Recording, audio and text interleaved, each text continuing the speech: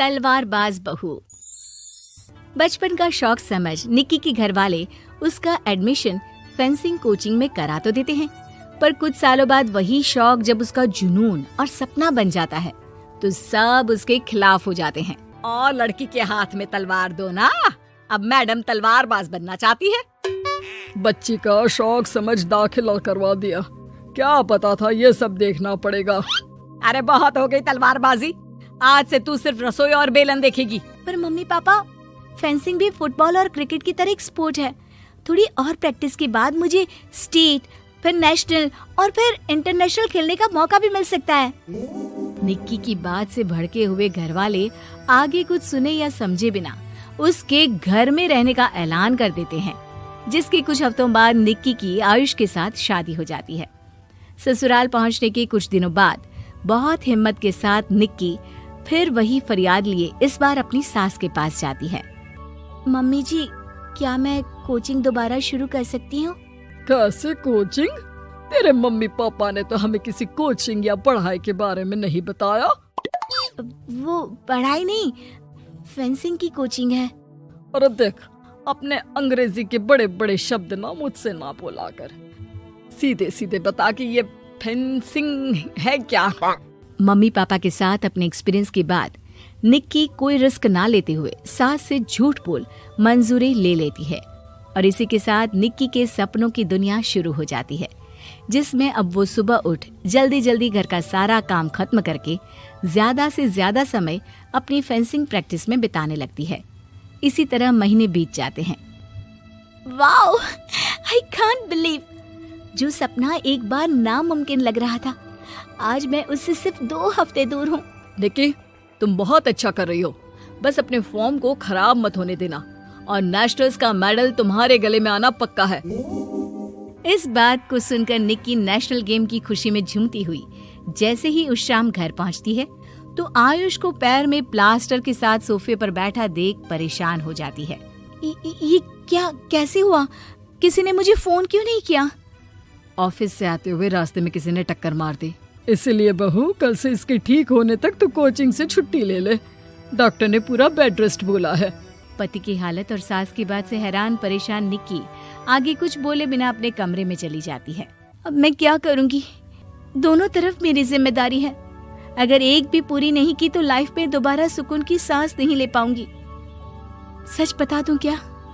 नहीं, अगर इन्होंने भी घर में कैद कर लिया तो बचा कुचा मौका भी खो दूंगी। भगवान, आपने मुझे कहाँ फंसा दिया। मन ही मन ये सब सोचते हुए निक्की घर के काम और पति की सेवा में लग जाती है। इसी तरह 1 हफ्ता बीत जाता है। बहुत सोचने के बाद भी जब कोई दूसरा रास्ता नहीं दिखता तो निक्की सबको फेंसिंग की सच्चाई बताने का फैसला करती है और सास और पति के पास आती है। मम्मी, आयुष, मुझे आप दोनों से एक बात करनी है। तुम्हें भी मम्मी की तरह गैस हो गई है क्या? तू भी बूढ़ी औरत की मजाक उड़ा ले। एक दिन जब तेरे बच्चे तेरा मजाक उड़ाएंगे ना तो मैं भी उनके साथ बैठकर हंसूंगी। घर का ये हंसता खेलता माहौल देखकर निक्की आगे कुछ बोल ही नहीं पाती। तभी गोलियां चलने की आवाज सुनकर सब डर जाते हैं और कुछ आतंकवादी घर में घुसकर सबको बाहर निकाल देते हैं, जहां उनके एरिया के बाकी सब लोग भी इकट्ठा होते हैं। कोई किसी भी तरह के होशियारी नहीं करेगा, हमें बस कुछ समय के लिए चुप रहने की जगह चाहिए, इसलिए अगर तमीज में रहोगे तो जिंदा बच जाओगे, और अगर मरने का ज्यादा मन हो तो अपना सीआईडी वाला दिमाग चला सकते हो। डर की वजह से कोई इसके आगे कुछ नहीं बोलता। कुछ घंटे इसी तरह आतंकवादियों की कैद में बैठे रहने के बाद निक्की की सास गुस्से में चिल्लाने लगती है। अरे तुम कल मुँहों को आम लोगों को परेशान करने के अलावा और कुछ नहीं आता क्या? मैं कहती हूँ, अरे एक एक को मेरी बद्दुआ लगेगी, कोई जिंदा नहीं बचेगा। ये आप क्या कर रही हो मम्मी? सॉरी, वो परेशान हो गई इसलिए कुछ भी बोल दिया। प्लीज इन्हें छोड़ दीजिए, आप कुछ नहीं बोलेंगी। अरे तू डरपोक की तरह इनसे माफी मांग रहा है, कुछ तो अपने पापा के गुण ले लेता। अगर आज वो यहाँ होते तो इतनी देर में सबका गला काट चुके होते। क्या मतलब? नहीं मम्मी, प्लीज दोबारा वही सब शुरू मत करना। आखिर कोई मुझे भी बताएगा कि बात क्या है। तेरे ससुर जी अपने समय के सबसे बेहतरीन और उम्दा तलवारबाज थे। कोई कितनी भी बड़ी बंदूक या कितने भी ज्यादा हथियारों के साथ उनके सामने क्यों ना आ जाए, सबको एक एक करके चित कर देते थे। वाह, ससुर जी और क्या क्या करते थे? निक्की का इंटरेस्ट देख सास उसे ससुर जी और उनकी तलवारबाजी की कहानियां सुनाने लगती है, जिन्हें बहुत देर तक सुनने के बाद अपने आप को रोक ना पाते हुए निक्की आखिर उनसे तलवार के बारे में पूछ ही लेती है। मम्मी जी, क्या पापा जी की वो तलवार आज भी आपके पास है? अरे इन्होंने अपने बेटे से ज्यादा उस तलवार से प्यार किया है तो फेंक कैसे देती, संदूक में संभाल कर रखी है। आयुष की बात सुन निक्की की आंखें चमक उठती हैं और वो सब कुछ भूल तलवार निकालने की बात कर बैठती है, जिसे सुन बाकी दोनों की आंखें फट जाती हैं। क्या बोला, जरा फिर से बोल। क्या कहानियां सुनकर तुम भी अपने आप को झांसी की रानी समझने लगी? यही समझ लो कि तुमने झांसी की रानी के साथ ही शादी की है। ओ मोहतरमा, जरा सपनों की दुनिया से बाहर निकल आओ और शांति से बैठ जाओ, आई बड़ी झांसी की रानी बनेगी। माहौल की गंभीरता और सास आयुष का रिएक्शन देख निक्की के पास उन्हें सच्चाई बताने के अलावा और कोई ऑप्शन नहीं बचता, इसलिए वो बिना कुछ सोचे समझे और देर किए उन्हें पूरी सच्चाई बता देती है, जिसे सुन दोनों भौंचक्के रह जाते हैं। और इसी के साथ अगले हफ्ते मुझे नेशनल्स खेलने का भी मौका मिला है, भरोसा कीजिए मैं कर सकती हूँ। निक्की की बातों से अभी तक सदमे में बैठे आयुष और सास उनकी तबीयत खराब होने का बहाना बनाते हैं और दवाइयाँ लाने के बहाने घर के अंदर जाने की बात करते हैं, जिस पर एक आतंकवादी भी उनके साथ घर के अंदर जाता है। निक्की दवाइयाँ लेने के बाद बाथरूम का बहाना बनाकर सास के कमरे में पहुंच जाती है। अब क्या बाथरूम भी साथ चलोगे? यही कमरे में रुको। 5 मिनट में बाहर नहीं आई तो अंदर आकर सारी गालियां सिर में उतार दूंगा। निक्की बाथरूम के अंदर चली जाती है। अब क्या करूं? तलवार कैसे निकालूं? मुझे किसी भी तरह इससे छुटकारा पाना होगा। सोच निक्की, जल्दी कुछ सोच। कुछ देर परेशान बाथरूम में इधर से उधर घूमने के बाद निक्की की नजर फर्स्ट एड बॉक्स पर पड़ती है और वो तुरंत उसमें से कैंची निकालकर उसे छुपाते हुए चुपचाप बाहर निकल आती है। हो गया तुम्हारा सारा नाटक खत्म, अब चुपचाप ये दवाइयाँ उठाकर बाहर चलो। ऐसा बोलकर जैसे ही आतंकवादी मुड़ता है, निक्की तुरंत उसकी गर्दन पर कैंची से वार कर देती है और उसकी बंदूक हाथ में लिए संदूक से तलवार निकालने लगती है, जिसके कुछ देर बाद वो घर के पीछे वाली खिड़की से बाहर निकलकर छुपकर एक एक करके सब आतंकवादियों पर वार करके उन्हें घायल कर देती है। अब सारे पब्लिक की कैद में आ जाते हैं। ये सब देखकर आयुष और सास के साथ सारे लोग दंग रह जाते हैं। सास का सर गर्व से ऊंचा हो जाता है। मेरी बहू सिर्फ नेशनल्स नहीं, इंटरनेशनल भी खेलेगी। हाँ। बचपन का शौक समझ निक्की के घर वाले उसका एडमिशन फेंसिंग कोचिंग में करा तो देते हैं, पर कुछ सालों बाद वही शौक जब उसका जुनून और सपना बन जाता है तो सब उसके खिलाफ हो जाते हैं। और लड़की के हाथ में तलवार दो ना, अब मैडम तलवारबाज बनना चाहती है। बच्ची का शौक समझ दाखिला करवा दिया, क्या पता था ये सब देखना पड़ेगा। अरे बहुत हो गई तलवारबाजी, आज से तू सिर्फ रसोई और बेलन देखेगी। पर मम्मी पापा, फेंसिंग भी फुटबॉल और क्रिकेट की तरह एक स्पोर्ट है। थोड़ी और प्रैक्टिस के बाद मुझे स्टेट, फिर नेशनल और फिर इंटरनेशनल खेलने का मौका भी मिल सकता है। निक्की की बात से भड़के हुए घर वाले आगे कुछ सुने या समझे बिना उसके घर में रहने का ऐलान कर देते हैं, जिसके कुछ हफ्तों बाद निक्की की आयुष के साथ शादी हो जाती है।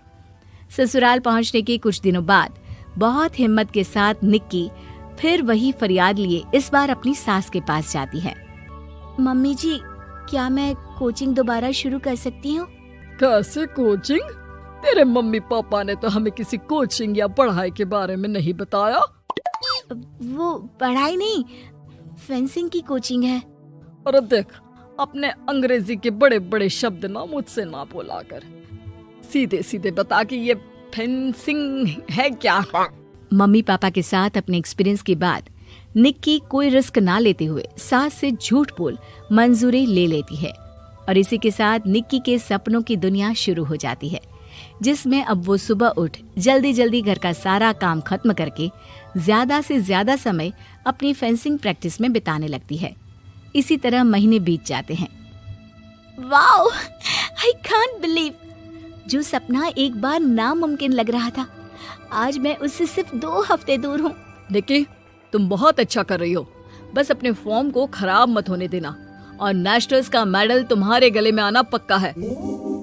इस बात को सुनकर निक्की नेशनल गेम की खुशी में झूमती हुई जैसे ही उस शाम घर पहुंचती है तो आयुष को पैर में प्लास्टर के साथ सोफे पर बैठा देख परेशान हो जाती है।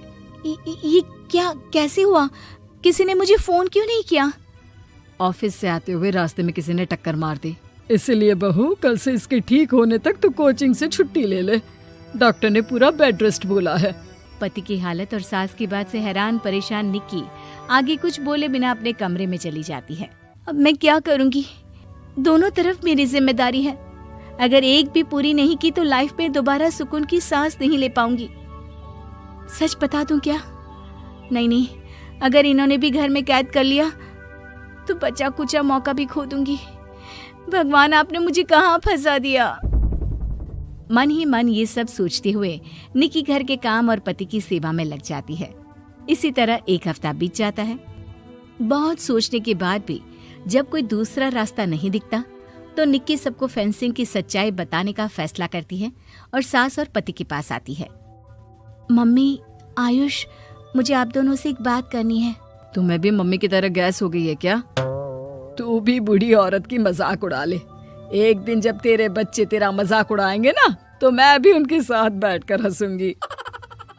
घर का ये हंसता खेलता माहौल देखकर निक्की आगे कुछ बोल ही नहीं पाती। तभी गोलियां चलने की आवाज सुनकर सब डर जाते हैं और कुछ आतंकवादी घर में घुसकर सबको बाहर निकाल देते हैं, जहां उनके एरिया के बाकी सब लोग भी इकट्ठा होते हैं। कोई किसी भी तरह के होशियारी नहीं करेगा। हमें बस कुछ समय के लिए चुप रहने की जगह चाहिए। इसलिए अगर तमीज में रहोगे तो जिंदा बच जाओगे, और अगर मरने का ज्यादा मन हो तो अपना सीआईडी वाला दिमाग चला सकते हो। डर की वजह से कोई इसके आगे कुछ नहीं बोलता। कुछ घंटे इसी तरह आतंकवादियों की कैद में बैठे रहने के बाद निक्की की सास गुस्से में चिल्लाने लगती है। अरे तुम कल मुंहों को आम लोगों को परेशान करने के अलावा और कुछ नहीं आता क्या? मैं कहती हूँ, अरे एक एक को मेरी बद्दुआ लगेगी, कोई जिंदा नहीं बचेगा। ये आप क्या कर रही हो मम्मी? सॉरी, वो परेशान हो गई इसलिए कुछ भी बोल दिया। प्लीज इन्हें छोड़ दीजिए, आप कुछ नहीं बोलेंगी। अरे तू डरपोक की तरह इनसे माफी मांग रहा है। कुछ तो अपने पापा के गुण ले लेता। अगर आज वो यहाँ होते तो इतनी देर में सबका गला काट चुके होते। क्या मतलब? नहीं मम्मी, प्लीज दोबारा वही सब शुरू मत करना। आखिर कोई मुझे भी बताएगा कि बात क्या है। तेरे ससुर जी अपने समय के सबसे बेहतरीन और उम्दा तलवारबाज थे। कोई कितनी भी बड़ी बंदूक या कितने भी ज्यादा हथियारों के साथ उनके सामने क्यों ना आ जाए, सबको एक एक करके चित कर देते थे। वाह, ससुर जी और क्या क्या करते थे? निक्की का इंटरेस्ट देख सास उसे ससुर जी और उनकी तलवारबाजी की कहानियां सुनाने लगती है, जिन्हें बहुत देर तक सुनने के बाद अपने आप को रोक ना पाते हुए निक्की आखिर उनसे तलवार के बारे में पूछ ही लेती है। मम्मी जी, क्या पापा जी की वो तलवार आज भी आपके पास है? अरे इन्होंने अपने बेटे से ज्यादा उस तलवार से प्यार किया है तो फेंक कैसे देती? संदूक में संभाल कर रखी है। आयुष की बात सुन निक्की की आंखें चमक उठती हैं और वो सब कुछ भूल तलवार निकालने की बात कर बैठती है, जिसे सुन बाकी दोनों की आंखें फट जाती हैं। क्या बोला? जरा फिर से बोल। क्या कहानियां सुनकर तुम भी अपने आप को झांसी की रानी समझने लगी? यही समझ लो कि तुमने झांसी की रानी के साथ ही शादी की है। ओ मोहतरमा, जरा सपनों की दुनिया से बाहर निकल आओ और शांति से बैठ जाओ। आई बड़ी झांसी की रानी बनेगी। माहौल की गंभीरता और सास आयुष का रिएक्शन देख निक्की के पास उन्हें सच्चाई बताने के अलावा और कोई ऑप्शन नहीं बचता। इसलिए वो बिना कुछ सोचे समझे और देर किए उन्हें पूरी सच्चाई बता देती है, जिसे सुन दोनों भौंचक्के रह जाते हैं। और इसी के साथ अगले हफ्ते मुझे नेशनल्स खेलने का भी मौका मिला है। भरोसा कीजिए, मैं कर सकती हूँ। निक्की की बातों से अभी तक सदमे में बैठे आयुष और सास उनकी तबीयत खराब होने का बहाना बनाते हैं और दवाइयां लाने के बहाने घर के अंदर जाने की बात करते हैं, जिस पर एक आतंकवादी भी उनके साथ घर के अंदर जाता है। निक्की दवाइयां लेने के बाद बाथरूम का बहाना बनाकर सास के कमरे में पहुंच जाती है। अब क्या बाथरूम भी साथ चलोगे? यहीं कमरे में रुको। 5 मिनट में बाहर नहीं आई तो अंदर आकर सारी गालियां सिर में उतार दूंगा। निक्की बाथरूम के अंदर चली जाती है। अब क्या करूं? तलवार कैसे निकालूं? मुझे किसी भी तरह इससे छुटकारा पाना होगा। सोच निक्की, जल्दी कुछ सोच।